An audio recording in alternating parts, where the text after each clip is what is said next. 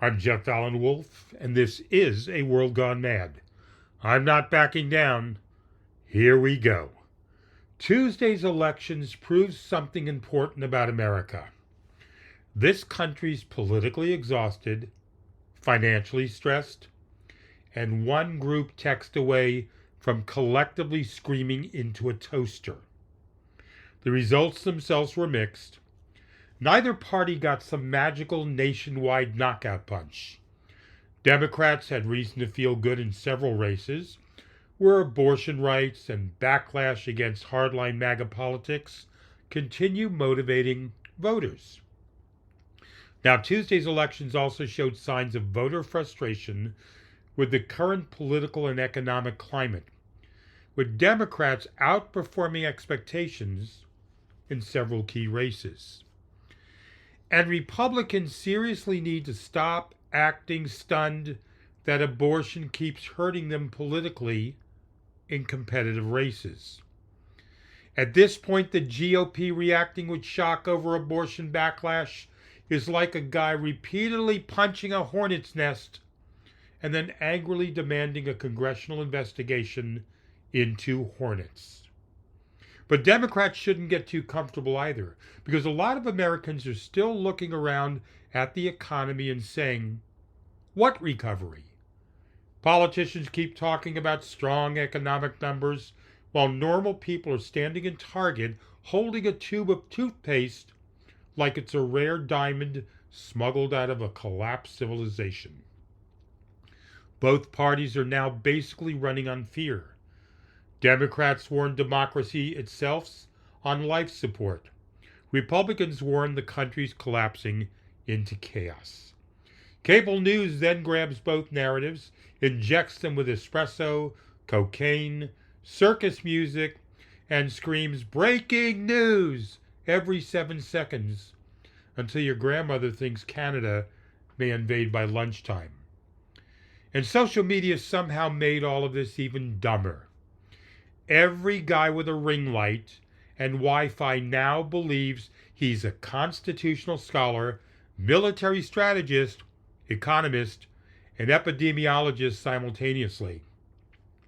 America's become a country where a man eating mozzarella sticks in sweatpants on TikTok says, "Here's my solution for the Middle East." And people actually take notes. The real takeaway from Tuesday's elections isn't that one party's got everything figured out. It's that millions of Americans are angry, burned out, distrustful, and voting mostly to stop the other side from ruining the country first. This isn't hopeful politics anymore. It's national stress voting. Donald Trump got asked a very simple question this week. Americans are struggling with gas prices, food prices, rent, insurance, and basically the terrifying realization that buying a bag of Doritos now requires a small business loan. So naturally, a reporter asked Trump whether maybe this was a weird time to spend enormous amounts of money on a brand new White House ballroom. And Trump's response to the reporter was basically, nah. The president defended the project by saying the ballroom's needed and called the cost a small deal, which is fascinating because nothing says man of the people quite like explaining to Americans paying $4.50 a gallon for gas or higher that hundreds of millions of dollars is actually no big deal. Trump also insisted he's personally putting up a lot of the money himself. Seriously? Trump also insisted he guarantees he's putting up the money. He says it over and over again. He always says he's putting up the money for something, right? We know he hasn't spent a dime on anything, which immediately raises the obvious question.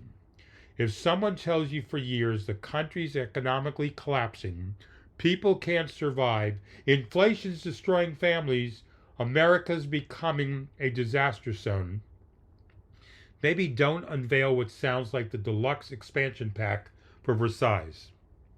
And remember, Trump claimed the ballroom would cost under $400 million.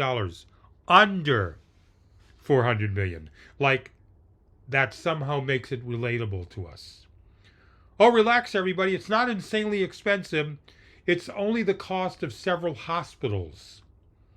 But according to NBC News, the added security enhancements tied to the ballroom project could push taxpayer costs towards $1 billion. $1 billion. At this point, the ballroom sounds less like an event space, more like the final level in a video game where billionaires gather to discuss yacht parking shortages. Meanwhile, gas prices nationally just hit about $4.54 a gallon, according to AAA. And a new NPR PBS Marist poll found 63% of Americans blamed Trump, who else, for rising gas prices. That's the political problem here. You can't spend years branding yourself as the guy fighting for struggling Americans while unveiling what sounds like a gold-plated palace expansion during a period when millions of people are stressed about groceries, housing, debt, and fuel costs. It's basically Marie Antoinette politics with extra chandeliers. And finally, Ted Turner passed away this week at the age of 87. He's leaving behind one of the most influential, controversial, ambitious, and frankly impossible to duplicate careers in the history of American media. Love him or hate him, modern television still operates inside the world Ted Turner helped create. Ted Turner is one of those people who honestly couldn't exist anymore in modern corporate America, because within 15 minutes of hiring him today, a board of directors would immediately hold an emergency meeting titled, "Dear God, what has this man said now?" But whether you liked him or not, or hated him, Ted Turner changed American media forever. Before Turner came along, television news basically operated on a simple philosophy. The news happened, then later you watched it. Ted Turner looked at that idea and apparently said, "That's adorable. What if the news never stopped?" And just like that, CNN was born. People forget how revolutionary 24-hour news was and how it sounded at that time. Critics thought it was insane. They literally mocked the idea. The reaction was basically, who in the hell would watch news 24 hours a day?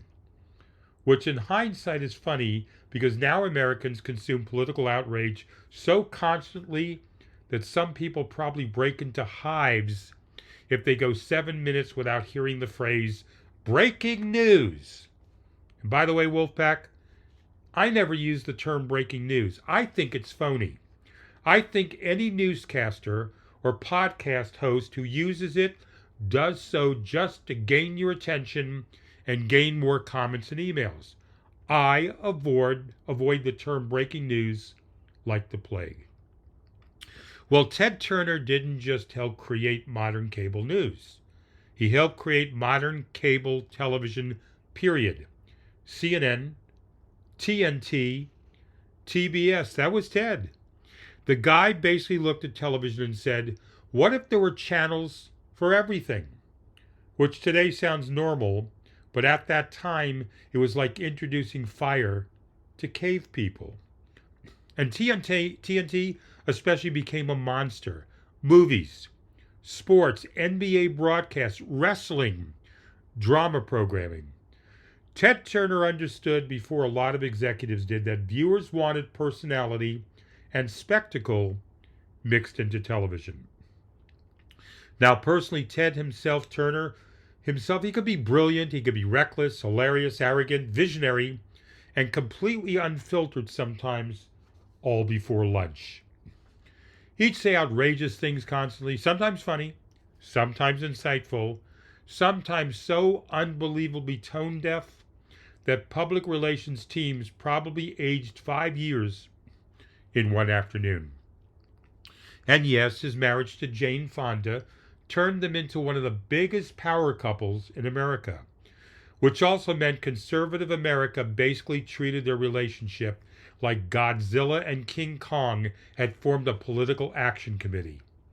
Fonda brought activism and controversy everywhere she went because of her Vietnam-era history. Turner, meanwhile, already loved provoking people.